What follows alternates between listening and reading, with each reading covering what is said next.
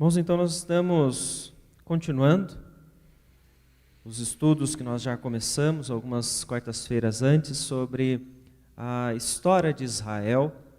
Então eu quero convidar os irmãos a abrir a palavra do Senhor no primeiro livro de Samuel, no capítulo de número 10, para nós fazermos a leitura do versículo 1 até o versículo de número 8.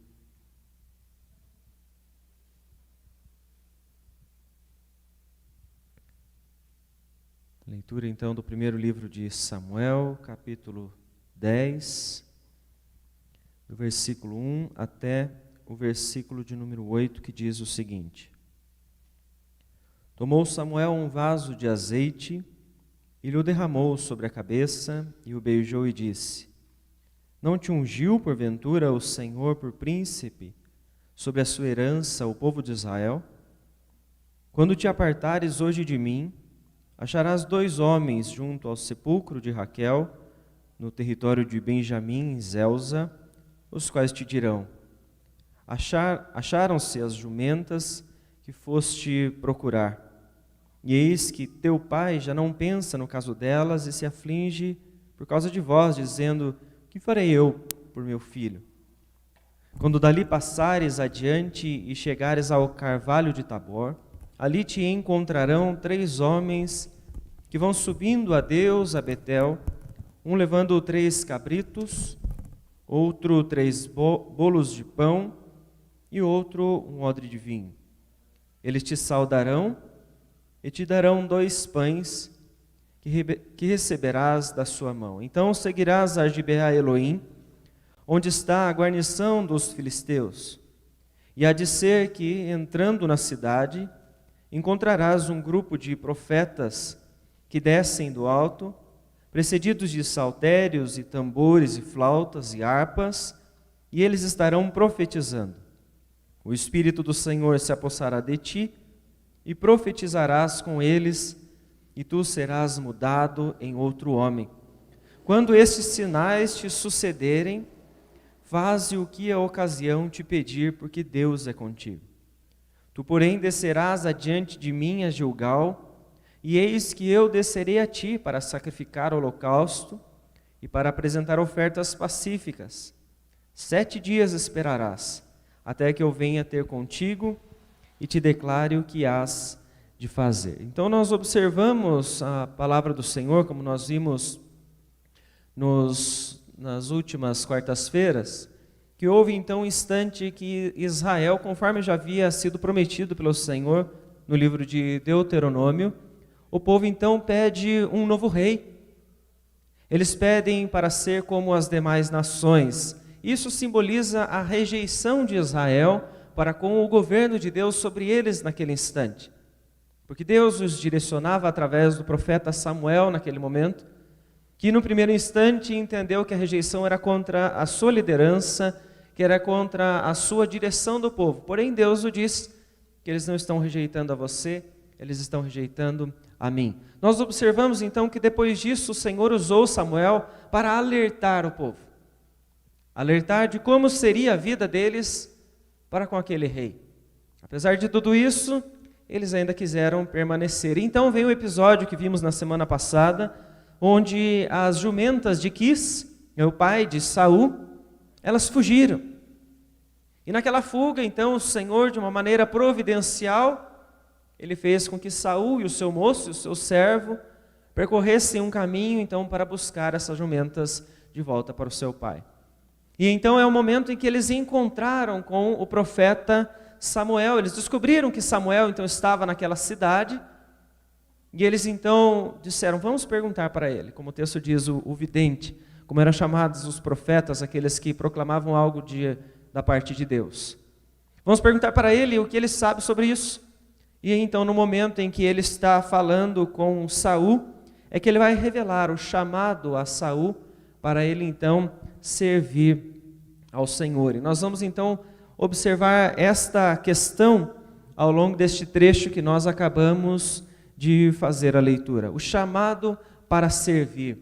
Então vamos responder a seguinte pergunta: como saber aonde eu devo agir? Quando você observa o capítulo de número 10, logo no início, então você tem esta conversa de Saul com Samuel, né? Há uma conversa longa até o versículo de número 8, mas você observa então que há nesse instante uma confirmação para Saul, porque ele é aquele que então está inseguro ainda com relação a este chamado de Deus, porque no versículo 21, nós vimos no momento em que Saul questiona, por um acaso Deus não te colocou como príncipe sobre Israel, no capítulo de número 9, e ele responde que ele era da menor das famílias, da menor das tribos de Israel. Então você percebe que apesar da humildade de Saul, há uma certa insegurança para aceitar aquele chamado de Deus, pois é uma grande responsabilidade. Deus então havia escolheu, né? Ele havia escolhido Saul para liderar o seu povo, e agora ele vai receber então todas as condições que ele precisa para cumprir essa tarefa. Veja o que o versículo de número 1 mostra para nós. Samuel está então neste instante tomando um vaso de azeite e derramando sobre a cabeça de Saul. Ele está ungindo Saul com óleo naquele momento e fazendo logo em seguida uma pergunta retórica para ele.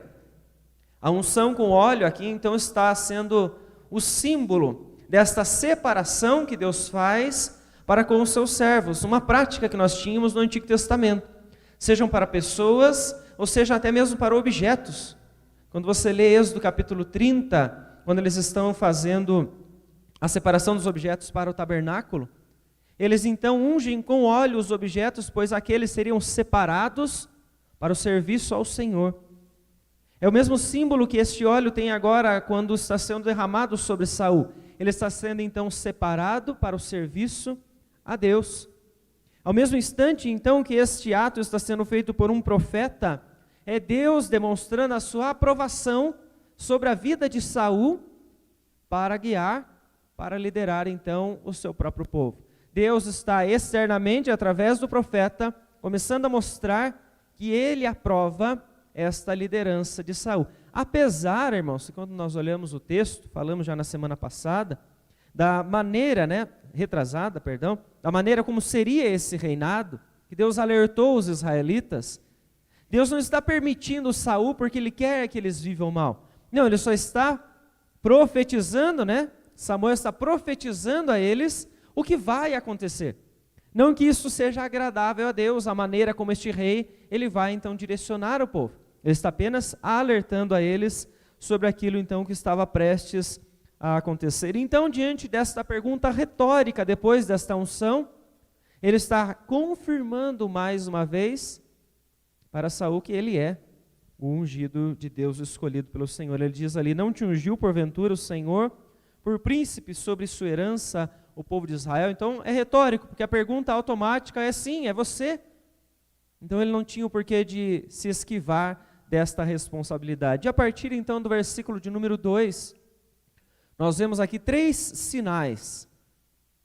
Samuel então, neste diálogo que ele tem com Saul, ele vai trazer esta confirmação para Saul através de 3 sinais. O primeiro deles está no versículo de número 2, que ele mostra para nós então que 2 homens que estariam na cidade de Zelza, eles então se encontrariam com Saul nesta caminhada de Saul, um retorno para sua casa. E eles iriam dizer para ele: olha, as jumentas já foram encontradas, o seu pai está preocupado com você. Primeiro sinal, 2 homens então, próximo ao sepulcro de Raquel, na cidade de Zelza. Segundo sinal, versículo de número 3, quando vocês chegarem, ele diz, passarem pelos carvalhos de Tabor, ele diz, então vocês vão encontrar 3 homens. Primeiro sinal, são 2 homens próximo ao sepulcro de Raquel, depois 3 homens próximo àquele carvalho de Tabor, que estão indo então realizar o sacrifício diante de Deus. Eles estão com todos os utensílios na mão, e eles darão a eles então 2 pães, como diz o versículo de número 4. E há um terceiro sinal, versículo de número 5, então ele mostra em Gibeá Elohim, então são 3 lugares, próximo ao sepulcro de Raquel em Zelza, depois próximo ao carvalho de Tabor, depois em Gibeá Elohim, eles vão encontrar então um grupo de profetas, que estão descendo naquele instante, profetizando.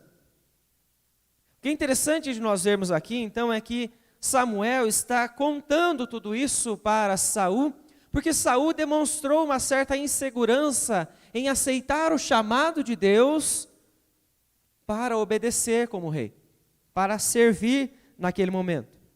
Então nós lembramos que Saul, com o seu moço, no capítulo de número 9, ao saber que havia ali um vidente, um profeta, ele foi atrás de Samuel. Então por que ele não iria escutar as palavras de Samuel neste momento? Ele não tem o porquê de desacreditar nesses sinais que Samuel está trazendo para ele nesse instante. Então, neste momento, nós podemos dizer que o chamado para servir possui a confirmação que vai simbolizar a fidelidade de Deus.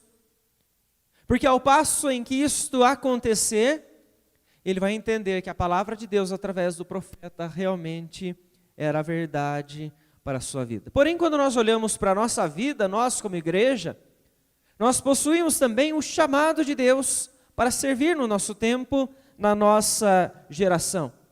E nós precisamos então nos perguntar como é que hoje alguém pode saber se este chamado que você se questiona, ele vem realmente de Deus. Como é que você poderia então confirmar? Como é que nós recebemos hoje a confirmação de que é Deus quem está te chamando para fazer algo? Você pode me ajudar a pensar sobre isso? Naquele momento, sinais, e os sinais iriam se cumprir. Como é que hoje você, como parte da igreja, confirma isso diante de Deus? Perdão, não escutei? Comunhão com Deus, intimidade. O que mais nós podemos pensar? Você está em dúvida sobre o chamado que você tem de Deus. Como é que você recebe uma confirmação?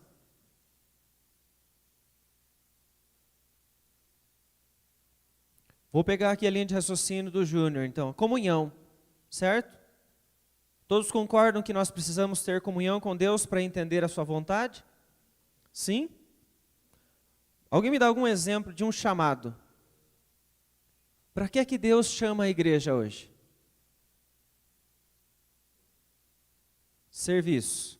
Mais específico, qual serviço? Pregação do Evangelho. Ok. Se eu estiver em dúvida se essa tarefa é para mim, como é que eu vou receber essa confirmação?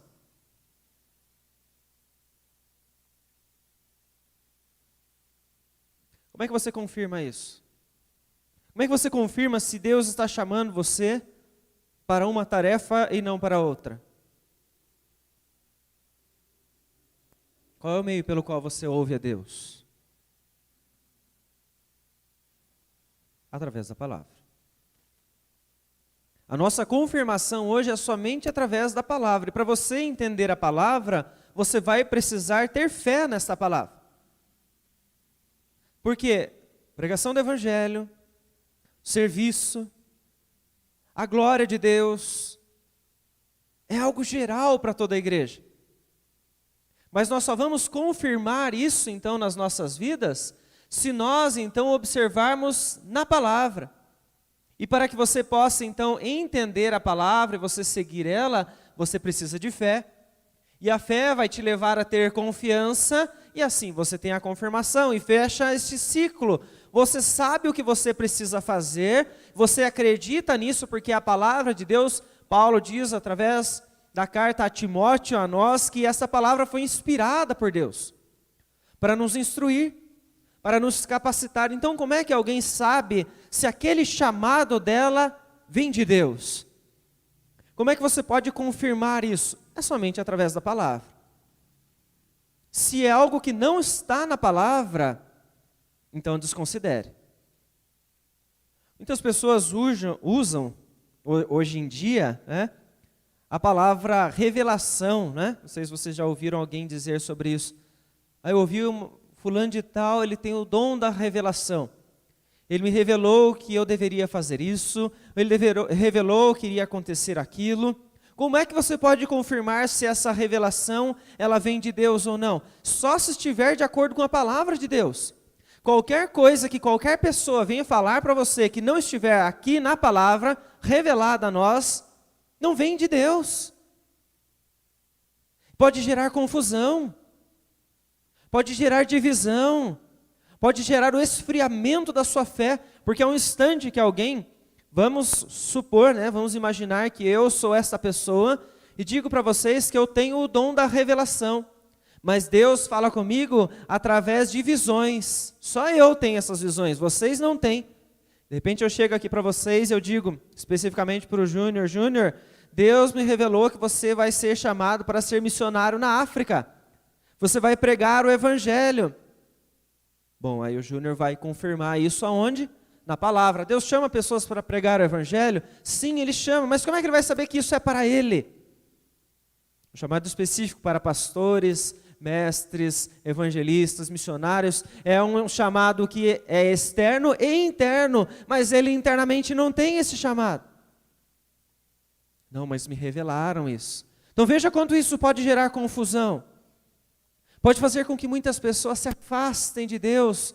Porque força a pessoa a acreditar em algo que Deus não falou pela palavra, que às vezes é criação do próprio imaginário dessas pessoas. E aí é o grande risco. Como é que você vai saber se isso vem de Deus ou não? Porque, num geral, a igreja ela é chamada para servir. E nós confirmamos isso olhando para a palavra. Nós somos chamados todos para glorificar a Deus. Somos chamados todos para pregar o Evangelho. Mas eu não fui chamado para ser pastor, missionário, missionária. Mas nós fomos chamados para pregar o Evangelho. Todos nós. É a grande comissão que é dada a todo discípulo de Cristo. Então veja que esta confirmação, ela vem somente pela palavra. Então, independente do ambiente que você viva, independente do trabalho que você tenha, você e eu fomos chamados para essas coisas gerais. Glorificar a Deus onde você estiver, pregar o Evangelho onde você estiver, servir ao Senhor. Então, chamado para servir, todos nós somos. E a confirmação que você tem é, então, na palavra. Então, a partir do momento que você abandona a palavra de Deus, você vai deixar então de crer que o Senhor fala com você através da palavra de Deus, você já não tem mais confiança na palavra, não tem confiança no Senhor, você já não tem mais confirmação de nada. Você se torna um cristão confuso, inseguro, oscilante. Sabe aquele cristão que ele oscila, por vezes ele está super atuante na igreja, mas tem horas que ele já está mais desanimado, que ele não sabe mais o que ele faz, porque muitas vezes ele abandonou isso daqui, ele abandonou a palavra. E ele deixou de confirmar, então, a vontade de Deus para a sua vida, através da palavra na qual ele tem fé, que é inspirada por Deus, que é o meio pelo qual o Senhor fala ao seu coração.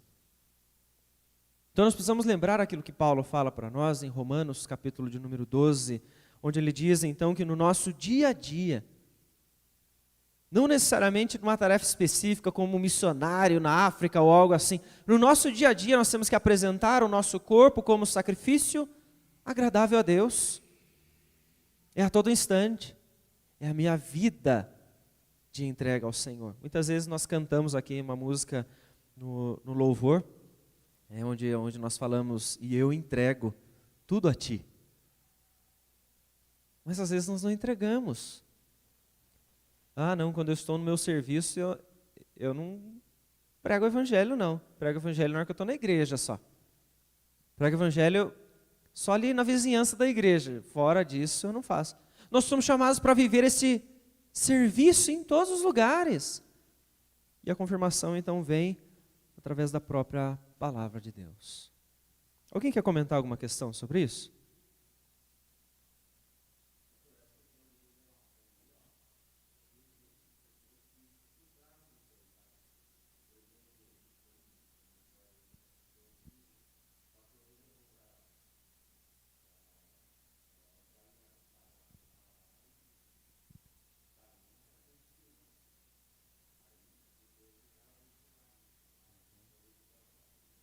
Sim, eu já tive alguns casos também, conheci, pessoas que foram mandadas sair do emprego, mudar, às vezes, o local onde morava. Então, assim, acaba sendo uma opressão dessa liderança religiosa sobre a vida dessa igreja, dessas pessoas que acreditam, porque o único que pode ouvir a Deus é aquele que recebe revelação. E aí nós descartamos completamente a palavra de Deus, que é o meio que Deus deixou para fortalecer todo o cristão pela fé. Então, nós precisamos nos firmar cada vez mais na leitura, no entendimento. Por isso que eu digo que esse instante, nós estamos aqui, às vezes, reaprendendo, analisando mais uma vez a história de Israel, que às vezes a gente já ouviu várias, mas é da maneira como Deus vai fortalecer. É na leitura da palavra, na reflexão, nas dúvidas, nos comentários, porque Deus fala conosco só assim. É por meio daquilo que Ele deixou para nós revelado. Então nós temos que tomar muito cuidado com isso. Muitas pessoas vão vir para você e vão dizer: Deus me revelou que você deveria fazer isso, que você vai passar por isso. Tome cuidado. Tome cuidado com essas questões, porque eu creio que eu não tenho autoridade nenhuma para colocar Deus numa caixa e dizer: Deus nunca vai fazer algo desta forma sobrenatural. Não tenho como fazer isso. Você vê nas Escrituras como que Deus agiu no Antigo Testamento, como é que Deus agiu no Novo Testamento. As formas foram variadas. Mas eu não posso generalizar que Deus vai agir assim em todos os momentos. Então eu tenho a palavra de Deus para trazer a confiança da confirmação de que aquilo vem de Deus mesmo. Que aquela postura, que aquela tarefa, que aquela atividade, que aquele serviço, aquilo é agradável a Deus. Quantos nós vemos por aí, em nome da religião, em nome de Deus, matam e morrem, causam tragédias? Quem é esse Deus? De onde está sendo retirado isso? Então nós temos que ter uma base para a nossa fé, e o nosso chamado para servir é confirmado então através da própria palavra. É o que aconteceu então com Saul naquele instante. Ele recebeu sinais, estava sendo confirmado para ele, é como se uma validação da parte de Deus estava vindo para dizer: então você sim é o meu ungido, é você que é o rei de Israel agora, é você que eu quero que esteja à frente deste trabalho. Mas veja a continuação do texto então, o que acontece. No versículo de número 6, nós vemos então Samuel explicar para Saul que o Espírito de Deus, ele se apossaria de Saul e mudaria. Olha que interessante essa expressão que o texto traz. E tu serás mudado em outro homem. Então é muito interessante você observar os detalhes que o texto nos traz, porque nós estamos falando aqui de capacitação, não mais de uma confirmação, uma comprovação da parte de Deus, mas agora uma capacitação para o serviço. Deus está prometendo agora, através do seu servo, que o Espírito Santo, o próprio Espírito de Deus, vai passar a habitar em Saul, e que Saul será um homem agora totalmente diferente. Quando nós olhamos essa expressão, alguns comentaristas até levantam a dúvida, porque essa expressão você poderia pensar que é uma conversão, que o Espírito de Deus passou a habitar nele agora. Ou essa pessoa agora ela passa a ter uma fé genuína. No caso de Saul, neste momento, nós não vamos levar com esta linha de interpretação, porque mais à frente, ouvindo a história de Saul, nós vamos observar que nem em todos os momentos ele teve fé no Senhor. Ele o obedeceu. Então nós não podemos ter a certeza de que ele realmente era um servo que queria agradar a Deus em todos os instantes. O que nós vemos que ele é mudado agora? Ele é mudado porque a partir do momento que o Espírito de Deus passa a habitar em alguém, ele recebe a capacitação de Deus. Ele não é mais aquele homem que não tinha conhecimento de como servir a Deus, que estava só correndo atrás daquele rebanho do seu pai. Não, agora ele vai ser transformado no rei de Israel. É o que acontecia então com outros homens, outras mulheres ao longo da história, como em Juízes capítulo de número 6, versículo 34. Alguém pode ler para nós, por favor?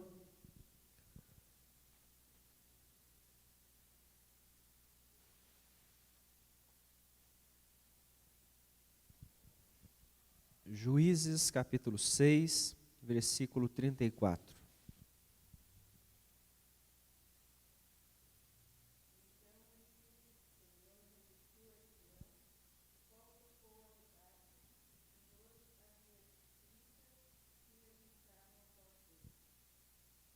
Veja, então mais uma vez, a presença do Espírito de Deus se apossando de alguém em quem Deus escolheu para cumprir uma função específica. Desta forma, o Espírito Santo então agia no Antigo Testamento. Esta capacitação, a mesma coisa que então acontece com a igreja. A igreja hoje ela é chamada para servir a Deus e ela é capacitada. A partir do momento então que nós nos convertemos, que nós passamos a ser a habitação do Espírito, diferente do Antigo Testamento, o Espírito não deixa o cristão. Ele em momento algum ele vai deixar de habitar em nós. Então em todos os instantes das nossas vidas nós temos o próprio Deus habitando em nós, nos consolando, nos capacitando, nos encorajando, porque Ele já nos deu presentes que são os seus dons, para nós servirmos conforme Ele deseja em meio ao seu reino. Nós então nós somos levados a servir ao nosso Senhor conforme Ele então nos capacita. Então nós podemos pensar como é que nós devemos saber aonde eu tenho que agir, até onde eu posso ir. E o texto mostra para nós algo bastante interessante. Porque no versículo de número 6, ele diz então sobre esta ação do Espírito, mas no 7, ele traz um desafio para Saul. Samuel está dizendo então, quando estes sinais te sucederem, faze o que a ocasião te pedir, porque Deus é contigo. Ou seja, ele está falando neste momento, quando isso acontecer, você já estará então sendo guiado por Deus, que o Espírito dele estará em você, e você vai precisar de coragem. A capacitação que Deus nos dá através do seu Espírito exige de nós a coragem para nós servirmos. Para nós colocarmos em prática. Agora você já sabe que é este o caminho que você deve seguir, que Deus te chamou para servir, então é preciso que você tenha coragem. Mas como é que eu sei até onde eu vou? Até onde eu posso ir? Até onde eu então sou chamado para servir? Como é que eu sei que naquele momento não é do outro, o outro quem deve fazer? E o último versículo desse texto, ele diz para nós, Samuel diz então, tu porém, descerás adiante de mim a Gilgal, e eis que eu descerei a ti para sacrificar holocausto e para apresentar ofertas pacíficas. 7 dias esperarás, até que eu venha ter contigo e te declare o que hás de fazer. Como é que eu sei até onde, então, eu devo agir? É entendendo que a capacitação me dá uma função específica. Samuel tinha uma função e Saul tinha outra. Samuel deveria, então, voltar até aquele local para ele oferecer aquele holocausto e então continuar direcionando Saul. Saul, ele era o rei, ele tinha apenas que governar, guerrear junto com o seu exército, mas ele não deve oferecer o holocausto. As funções são diferentes. Nós somos capacitados por Deus para funções específicas. Hoje nós, como igreja, com dons específicos. Nem todos são mestres. Nem todos são diáconos. Nem todos são chamados para pastorear, para serem missionários. Mas nós vemos então que Deus nos capacita com uma função específica. Quando você entende a função específica, aí sim eu vou saber até onde eu posso agir. Porque a minha função vai mostrar o limite até onde eu devo ir. Eu fui chamado para agir com estes dons. Então eu vou até aquele local onde os meus dons me capacitam para eu obedecer a Deus. Passando daquilo, eu não fui chamado para fazer. Se eu não fui chamado para fazer, eu não devo tentar entrar naquela área. Porque não vai ser agradável a Deus. Porque eu vou estar ocupando o lugar de alguém. Eu preciso lembrar que existe um chamado para o serviço para todos nós. E que essa confirmação, ela vem, portanto, pela palavra de Deus.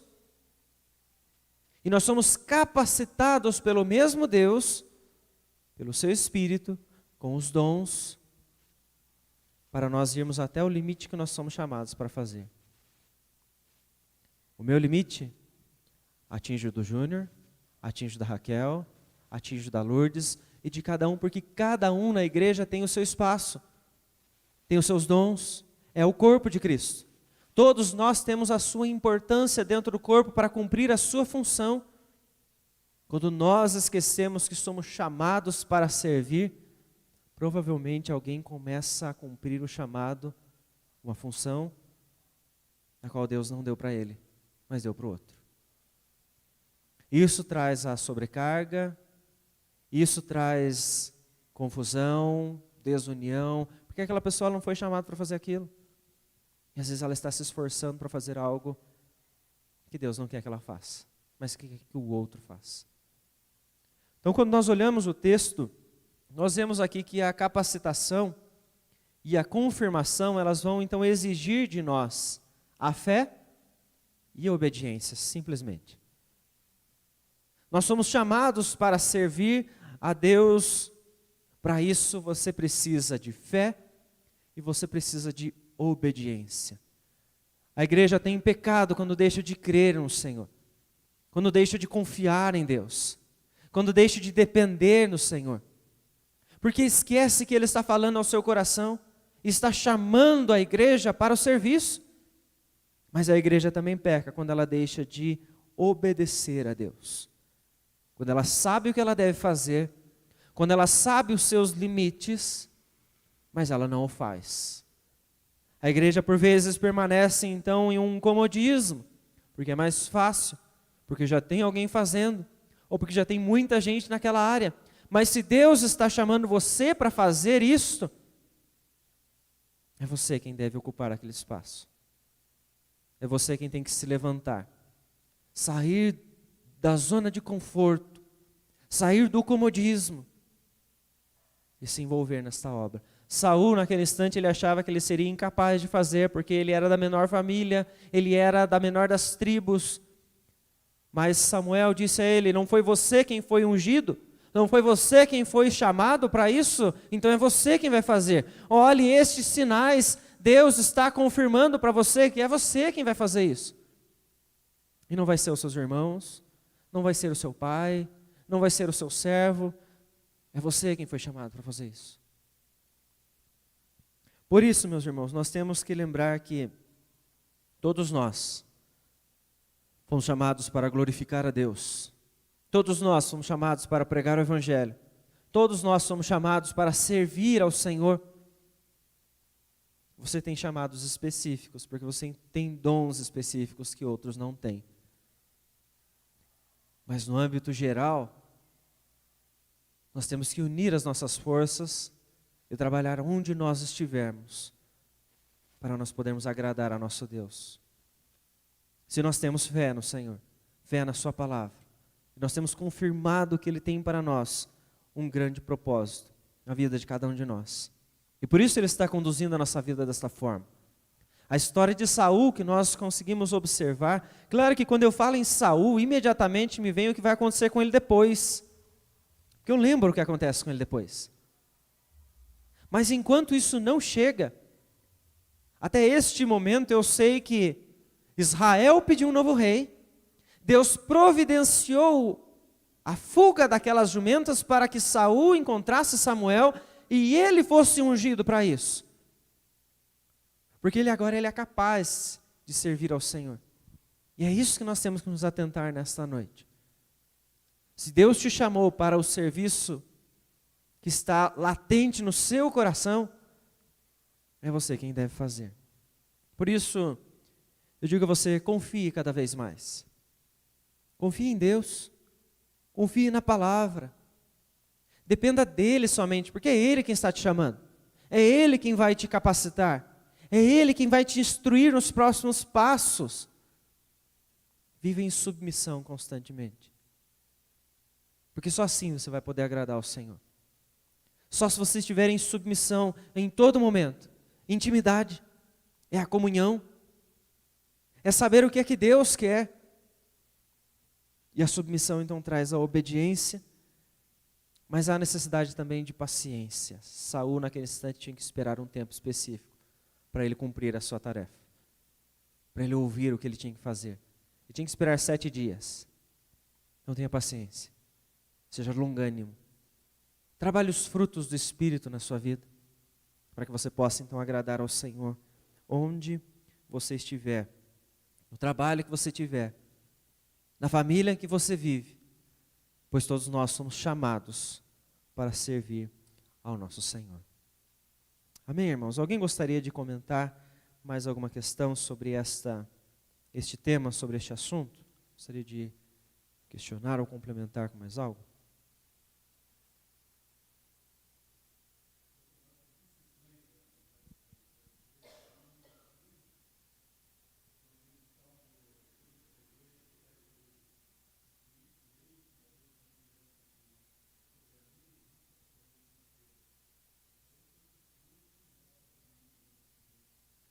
Exatamente, o Senhor nos instrui a cada instante.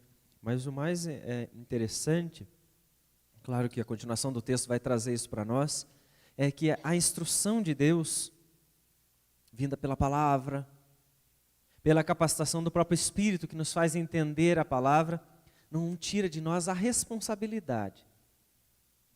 Nós entendemos, Ele nos instrui, nos capacita, e é aí que nós precisamos entender o valor da obediência. Obediência simplesmente pela fé, porque nós cremos que Ele está nos chamando para cumprir essas tarefas.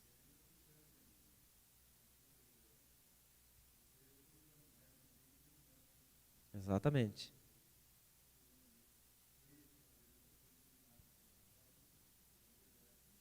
Isso, nós temos essa capacidade, né? Feitos à imagem e semelhança de Deus, temos o privilégio de poder entender, raciocinar. Né? E nós temos que lembrar que a fé também envolve o nosso raciocínio, o nosso entendimento. Né? Esse diálogo de você perguntar ao texto o que é que Deus está falando comigo. O que é que Deus está dizendo nesse instante? Ele está nos lembrando desse chamado. Que é o que aconteceu com Saul naquele momento, que acontece conosco a todos os instantes, porque Deus está usando. Quer usar a vida do seu povo, quer usar a vida da sua igreja, porque só assim o nome dele vai ser propagado e ele vai ser honrado. Então, que Deus nos abençoe para que a cada dia você venha se lembrar do chamado do Senhor, para que você possa cumprir com os seus dons, para que você possa servir ao reino, servir à igreja e assim glorificar o nome do Senhor. Amém?